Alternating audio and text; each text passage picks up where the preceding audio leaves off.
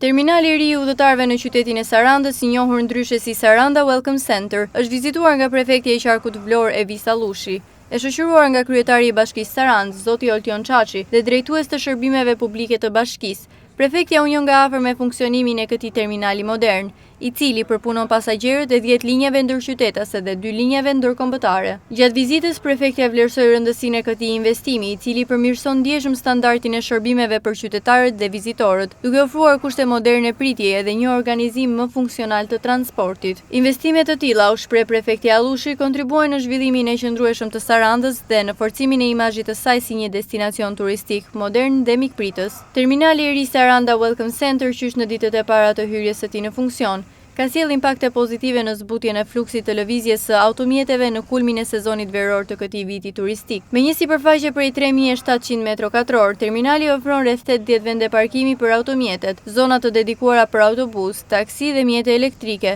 si edhe hapësira për biçikleta dhe skuter, duke ofruar kështu lehtësi dhe zgjidhje të rëndësishme për menaxhimin e parkimit dhe përmirësimin e mobilitetit urban në qytet.